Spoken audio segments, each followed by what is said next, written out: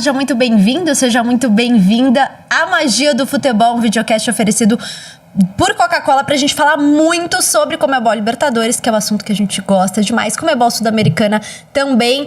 Então, se liga, você sabe que a gente sempre tem uma super convidada hoje aqui no caso, na minha frente, Marcela Rafael, já foi minha companheira de CTs, né? E hoje tá apresentando lá nos canais ESPN, tudo certo, Marcela? Obrigada por topar participar com a gente. Eu que agradeço o convite, muito obrigada, um beijo pra você. Realmente, já estivemos juntas na época de reportagem, agora no estúdio, mais no estúdio do que na reportagem, mas eu acho que esse espírito do estar perto da notícia nunca sai muito da gente. Não, né? Não tem jeito. A gente é meio jornalista, aquela coisa, meio viciado ali, mesmo. Sempre acompanhando tudo. E o repórter tem isso, né? De estar por dentro de tudo. Então... E as coisas mudaram muito, é verdade. Hoje em dia a gente não consegue estar. Antes a gente conseguia estar no campo, depois a gente conseguia estar dentro do CT, agora a gente está até na porta do CT. Pelo menos assim que eu vejo os nossos repórteres. Mas ainda assim a gente está sempre tentando estar nos eventos, Com certeza. Aliás, você estará nos eventos, né? Você estava me contando que você vai estar na final da Sul-Americana, é isso? Estarei. A gente vai chegando a essa parte mais aguda, digamos assim, das competições, e a gente está sempre por lá ancorando as competições, né? Tanto a Sul-Americana quanto a Libertadores. Então estivemos nas oitavas, nas quartas, na semi, e agora a gente vai estar na final da Sul-Americana. A gente está indo para Assunção já na semana que vem. Nos encontramos lá. Então tá bom. Porque vai ser realmente uma super final. A gente janta juntas um dia. Fechou. Já tá combinado aqui, vocês cobrem a gente depois.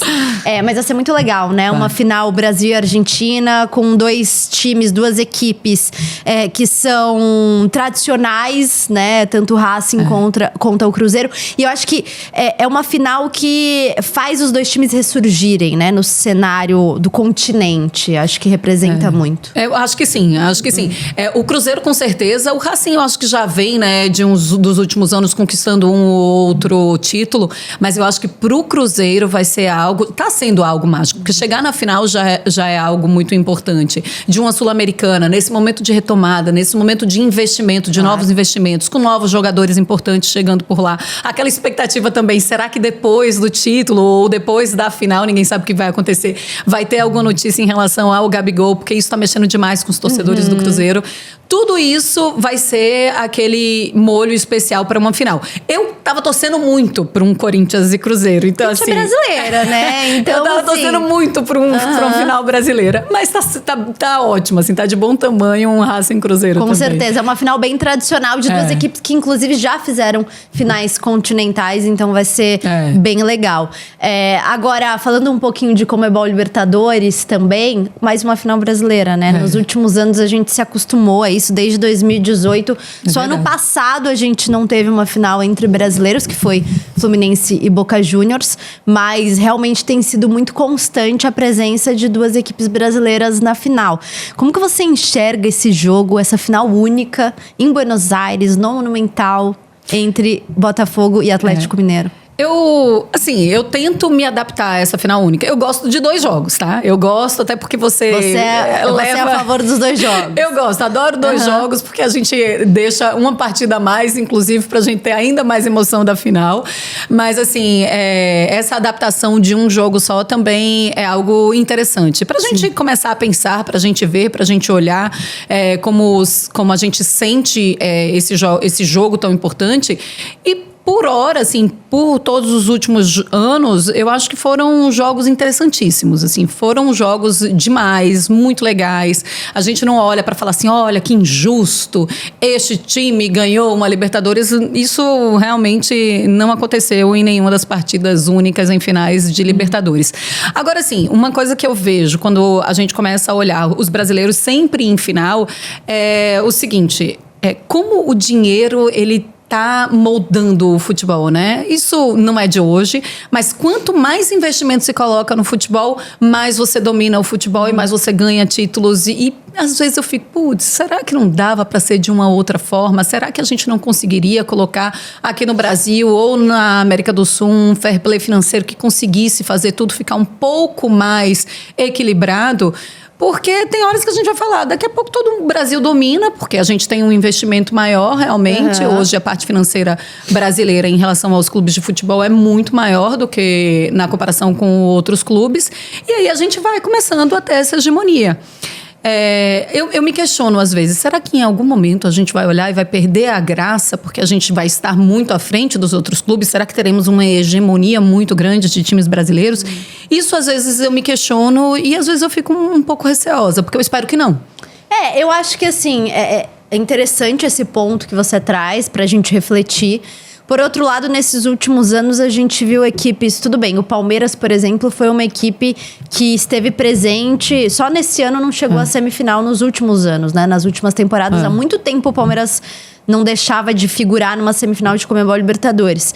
Mas as finais, elas têm sido diferentes, né? A gente viu esse ano um Botafogo estreando, vai estrear na final de Conmebol Libertadores, um time que teve muito investimento, a gente sabe, né? Desde que virou SAF.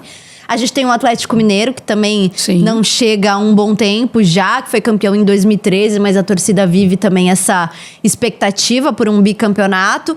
E só um adendo, 2013, a gente está em 2024. A torcida parece que viveu ontem, em 2013. Os torcedores, verdade. Eles vivem esse 2013 como se for... Olha, ano passado a gente estava na final da Libertadores, parece que foi no ano passado, sim, né? Sim, é muito vivo, né? Muito, porque são 11 anos. Eu acho que assim, 2013, lógico, toda Libertadores tem uma grande emoção. São sempre campanhas difíceis, porque é um campeonato difícil. Mas eu acho que o campeonato de 2013 do Atlético Mineiro, ele foi muito recheado de sofrimento, né? Foi. De viradas, o milagre do Vitor. Então, assim, eu acho que o atleticano realmente... Era aquela coisa do eu acredito que tá voltando com muita força, né? É o lema do atleticano. E a gente tem visto... A gente viu na final da Copa do Brasil, eles com muitas faixas. Eu acredito, agora de novo, né? Eu acredito, com certeza vai ter muita faixa lá em Buenos Aires. E eu já quebrei tua pauta, né? Porque a gente tava falando sobre a parte financeira e a gente já tá aí. Aqui não tem pauta, aqui é conversa sobre futebol, sobre as nossas vivências, entendeu? E é bom assim porque vai fluindo. Sim, mas assim, você tava concluindo a parte do financeiro, assim, o que é que você acha em relação aos clubes? Então, eu acho que apesar disso, realmente, a gente tem tido muito mais investimento no futebol brasileiro, nos clubes, os clubes virando SAF. Curiosamente, a gente teve finais entre brasileiros diferentes, né? A gente tem uma final inédita esse ano. No ano passado, a gente teve o Fluminense, que ganhou pela primeira vez a competição. Antes, a gente teve um Flamengo e Atlético Paranaense. Aí, o Flamengo chegou em 2021 também, que acabou perdendo o Palmeiras. O Palmeiras conquistou um bicampeonato ali. Mas a gente teve, apesar... Santos. O Santos, exatamente, que hoje voltou da Série B. Sim. Então, o futebol brasileiro, ele é muito competitivo. E ele não tem só, por exemplo, né, na Argentina, agora o Racing volta a uma final. Mas a gente se acostumou a ver, principalmente nos últimos tempos, tudo bem, tem o Independente, que é o rei de Copas, mas nos últimos tempos era sempre River ou Boca, né? Então, acho que aqui é tão competitivo que a gente tem vários times que podem chegar, sabe? Mas assim, quando eu falo a hegemonia, eu falo a hegemonia do futebol brasileiro mesmo, assim, de todos os times. E que bom que aqui a gente não olha pro Campeonato Brasileiro. A gente pode até começar um Campeonato Brasileiro, uma Copa do Brasil, colocando ali 3 favoritos. Daqui a pouco a gente já tá colocando 6, daqui a pouco a gente já tá colocando 7, porque todos os jogos do Campeonato Brasileiro são muito difíceis. Mas quando eu falo de hegemonia em relação à Sul-Americana e Libertadores, é isso, assim, é o Brasil estar muito à frente, acabar ficando muito à frente por ter esse poderio econômico mesmo. Sim, de fato, o nosso futebol hoje é mais rico, né, do que os outros países aqui do continente. E realmente tem sido mais frequente o Brasil chegando numa final de Libertadores. Tinha a expectativa do River, né? Talvez fazer a final em casa, acabou perdendo pro Atlético. Mas assim, você acha que tem algum favorito para essa final? Nossa, é muito difícil, né? Porque assim, se a gente olhar futebol por futebol, Botafogo e Atlético, eu coloco o Botafogo hoje como o melhor time do Brasil. Então assim, coloco o Botafogo como favorito, talvez, mas é uma coisa tão discreta, porque não pelo futebol apresentado, porque eu acho que o Botafogo realmente tem um futebol melhor do que o Galo. E aí, se a gente fosse olhar futebol por futebol, eu colocaria 60-40. Mas, olhando um jogo só, final de Libertadores, um campo neutro, torcida enlouquecida, o Galo, que já tem esse histórico de 2013, que a torcida ainda traz consigo, os jogadores que vão estar contaminados também por isso. Eu posso colocar, pelo futebol jogado hoje, sei lá, eu coloco 52, Sim. sabe? De 52 a 48 pro Botafogo. Mas, assim, é muito discreto, assim, é um favoritismo muito discreto. Eu acho que aquela partida realmente, assim, que qualquer coisa pode acontecer. E final única, né? Final única tem esse ingrediente também. Às vezes um lance, alguma felicidade ou infelicidade de algum jogador. Eu confesso que eu sou partidária da final única, porque eu acho tão emocionante. Assim, pro torcedor, pra gente que trabalha já é emocionante. É muito. Mas pro torcedor você vai do céu ao inferno, do inferno ao céu, né? Então, assim, é uma coisa muito louca. De emoção mesmo. Eu acho que a final única é o ápice da emoção no futebol. Pode ser. Eu olho pro teu ponto de vista e realmente, assim, eu concordo 100%. É a maior emoção que um torcedor pode sentir. É uma final de Conmebol Libertadores, não tenho nenhuma dúvida. Mas aí eu fico assim, putz, mas não podia ter um segundo jogo? Mas assim, pra prolongar o negócio. Porque é tão gostoso, né? Podia ter mais um. Eu entendo também esse seu ponto de vista, até porque a gente fica até triste quando Conmebol Libertadores acaba, né? A gente pensa, tem que esperar alguns meses agora pra voltar. Aí bate aquela tristeza. Aquela deprê pós-Libertadores, pós-Sul-Americano. Realmente, assim, bate mesmo. Mas é bom porque a gente sente falta, né? Realmente são competições... A gente que vive do futebol, são competições que movem a gente, né? São especiais. É especial quando a gente tá numa cobertura grande, né? E assim, você lembra daquilo pra sempre, né? Eu me lembro de pré-Libertadores, Botafogo e Red Bull Bragantino, lá no Abichedi, eu tava lá, inclusive, antes da fase de grupos, né? Na fase preliminar.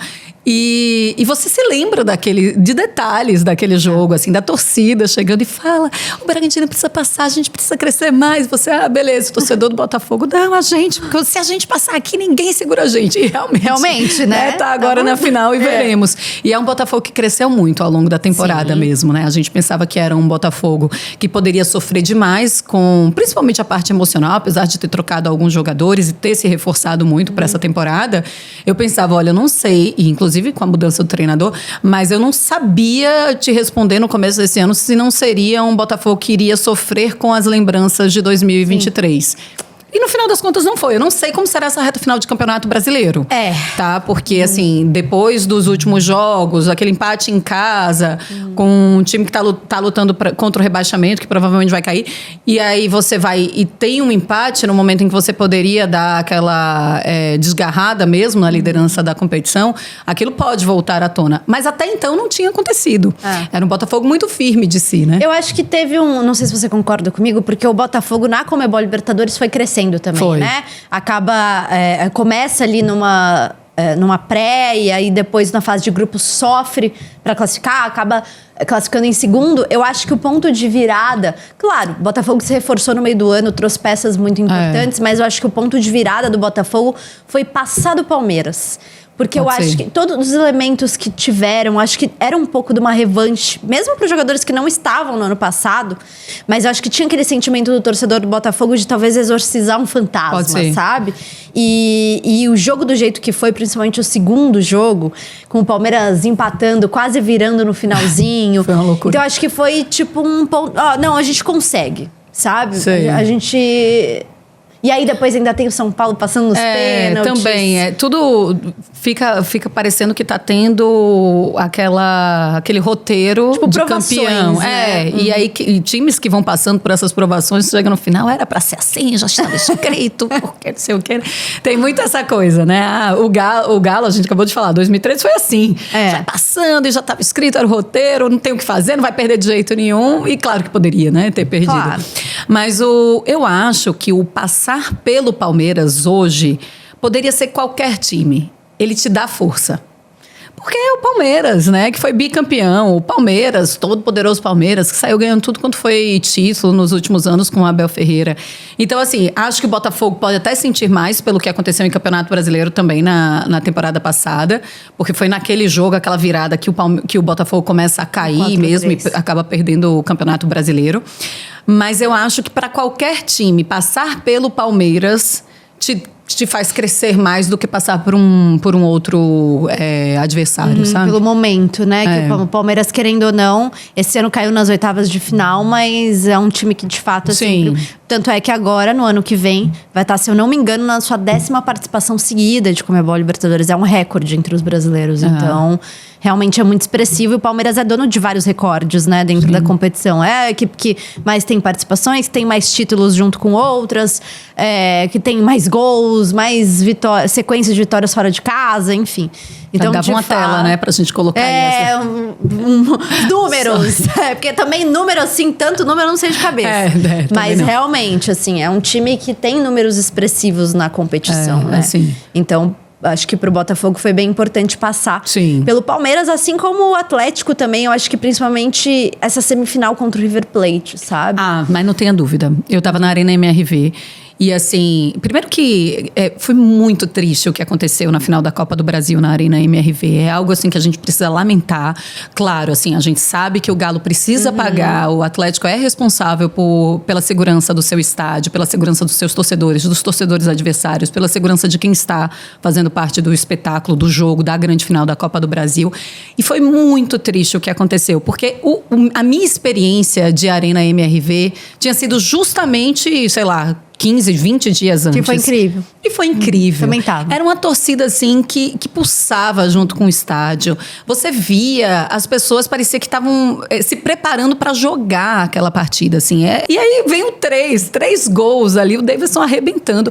Tudo estava escrito pro Galo chegar na final, assim. Então, eu acho que o primeiro jogo, aquele primeiro jogo de qual é o River que a gente vai encontrar aqui. Eles veem que é um River que eles vão conseguir passar, né, pelo time, porque vamos combinar, é um River que não consegue desempenhar o seu melhor futebol nessa temporada e não desempenhou em nenhuma das partidas, nem na ida, nem na volta. E ainda assim, mesmo com a vantagem de 3 gols, você vai para a volta e você sente um Galo. Rapaz, mas olha esse Monumental aqui. Olha como é que vai ser isso aqui. Será que a gente vai acabar sucumbindo também a esse clima, a essa torcida? E não acontece. Porque o futebol do Galo é melhor do que o futebol do River, né? Sim, com certeza. Mas eu acho que sim. Eu acho que isso faz o Galo crescer muito. Apesar de colocar esse adendo de ser um River mais fragilizado. Sim, perfeito. Agora, Marcela, eu gosto muito também de falar das nossas vivências com Conmebol Libertadores. Não só a edição atual, né? Sim. E eu queria te perguntar, você é uma nordestina. Nordestina, né? Recifense. Exatamente, recifense. E como foi o seu contato, no começo mesmo que você começou a gostar de futebol? De Libertadores, assim, com o Conmebol Libertadores. Porque, querendo ou não, agora que a gente tem se acostumado a ver times nordestinos, principalmente com Fortaleza, né? E ano que vem acho que pode ter um Bahia, enfim. Talvez, mas nas competições internacionais. Então, como que foi, assim, esse seu contato? Essa pergunta é muito boa, porque, assim, a gente que é do Nordeste... E a gente vive muito os times do Nordeste, tudo bem, assim, o interior ali, Sertão, Agreste do Nordeste, você vê pessoas torcendo muito para os times daqui. Então, você vê o pessoal do Flamengo, o pessoal que torce para o Corinthians, para o São Paulo, etc. Mas o pessoal da capital, a gente vive muito os nossos times, né? Então, assim, você chega em Fortaleza, o pessoal de Fortaleza, eles torcem para o Ceará e Fortaleza. Você chega no Recife, o pessoal do Recife torce para Santa Náutico Esporte. Você chega em Salvador, o pessoal é Vitória e Bahia. A gente não tem essa vivência dos outros times. Então, assim, a gente não tinha muito essa vivência de Libertadores. A gente assistia ali na Globo, então, assim, as primeiras lembranças que eu tenho é do São Paulo, ali, 93, 94, que eu comecei a olhar futebol de uma maneira diferente. Porque, assim, eu começo a me apaixonar pelo futebol, acho que a partir da Copa de 94. Tinha 11 anos de idade, né? E aí, quando eu começo a olhar mais pro futebol. Antes eu tinha vivência até de estádio com os meus pais, com meus irmãos, mas não era uma coisa assim, meu Deus, é a minha vida. Depois eu começo a ter mais essa parte de torcedora. E aí eu lembro assim, de ver na Globo, Libertadores, aí São Paulo ganhando. E parecia uma competição muito distante dos brasileiros. Parecia que ninguém sabia jogar aquela competição. Sei lá, parecia, olha só, vai ser Brasil e Argentina, o time tal é o Brasil na Libertadores. Tinha muito essa coisa. E a impressão que a gente tinha era, eles sabem jogar. essa competição? A gente não sabe. Eles sabem paralisar o jogo no momento certo para vencer um jogo, para vencer uma partida X. A gente não sabe. Porque eles batem muito. A gente não bate. Porque os argentinos são desse jeito, os brasileiros são de outro. Então, assim, eu tenho essas lembranças e tal do São Paulo ali vencendo, mas eu começo a ter ideia de tamanho de Libertadores mais assim, sei lá, 2000 e pouco, quando você começa a ver os brasileiros entrando mais na competição, que eu começo a viver mais o futebol também, né? E aí, assim, quando eu vim para São Paulo e eu venho em 2009 e aí eu vejo Santos ser campeão, o Corinthians ser campeão, é quando eu tenho a noção do tamanho que é essa competição. Ou seja, eu comecei a ter noção de Libertadores e Sul-Americano ou do tamanho dessa competição um dia desse. Sim, sim. Um dia desse, eu já era repórter e tal, e eu falava, mas é essa obsessão mesmo? E eu comecei a ver que é uma obsessão louca. Porque eu acho que assim, eu até te fiz essa pergunta, porque o Brasil é um país tão plural, tão grande, e é óbvio que em cada região, em cada estado, a gente vive futebol de uma maneira diferente. Sim. No Nordeste, por exemplo, a gente tem a Copa do Nordeste, que é enorme. Gigantesca e que mobiliza muito as pessoas, que aqui talvez as pessoas não olhem tanto, porque são times nordestinos que estão disputando. Então, impressionante. Assim, querendo ou não, é diferente. E eu, assim, ano passado me marcou muito, porque eu tava na final da Sul-Americana, que o Fortaleza foi, né? Em Punta del Este, super longe.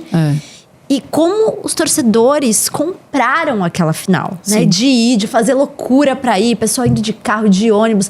Eu entrevistei gente que foi de ônibus de Fortaleza, chegou no dia do jogo, assistiu o jogo e voltou.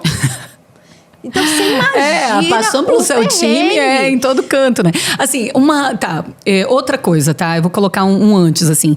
Antes de ter, eu vou colocar um pouco antes a noção do que é uma Libertadores. É a Libertadores do Inter.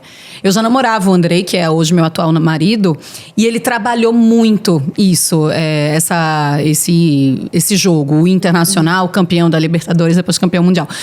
Então, eu comecei a ter um pouco mais de noção ali da paixão, assim, dele, dos amigos, da família dele. Então, assim, ali eu comecei também a ter um pouco de ideia. Mas, assim, o que eu quero te dizer é isso, assim, é que a nossa região, ela te dá emoções e vivências que você dá ou não mais importância a uma ou outra competição. Então, assim, o Andrei chega do Sul, a gente tá junto, e ele começa a falar, mas é Libertadores, que bom, né? Que legal. A gente ganhou a Libertadores, esse dia nunca mais vai ser esquecido. Caraca, é mesmo. E aí você começa a olhar, né, os torcedores, entender, essa loucura, né? Assim, entender mesmo. E você pensar, putz, é como se eles estivessem ganhando, sei lá, um campeonato brasileiro pra gente, que eu digo pros nossos times do Nordeste, que é algo muito distante, né, de acontecer. Mas, assim, é isso. A Copa do Nordeste te traz essa emoção. Então, assim, cada competição na sua região, ela te traz emoções grandiosas. Cada torcedor que é apaixonado pelo seu time, vivendo competições, e independente de qual seja, ela te traz emoções grandiosas também. Perfeito. E trabalhando, você tem alguma lembrança forte? Tem algum jogo que te marcou, assim, especialmente? Lá no Nordeste? De Conmebol Libertadores. De Libertadores. Porque você agora na ESPN, né? Com certeza tem muito contato. Tem, a gente tem. E mesmo antes, assim, quando a gente nem tinha, quando era ESPN não era Fox ainda, e a gente ainda não tinha todos os direitos, eu me lembro, assim, mas eu me lembro muito do jogo do Santos, o Santos campeão, mas eu acho que principalmente 2012, mas principalmente o Corinthians, assim, o Corinthians 2011, campeão, né? 2011 e o Corinthians 2012 o Corinthians, eu tava grávida do meu filho, então eu me lembro muito, assim, o Pacaembu pulsando, assim, as pessoas, a gente precisa de ingresso, todo mundo tem tantos ingressos de todo jeito, as pessoas não conseguiam, era um absurdo conseguir ingresso para aquele jogo. Mas, assim, eu me lembro de muitos detalhes da loucura da torcida vivendo aquilo.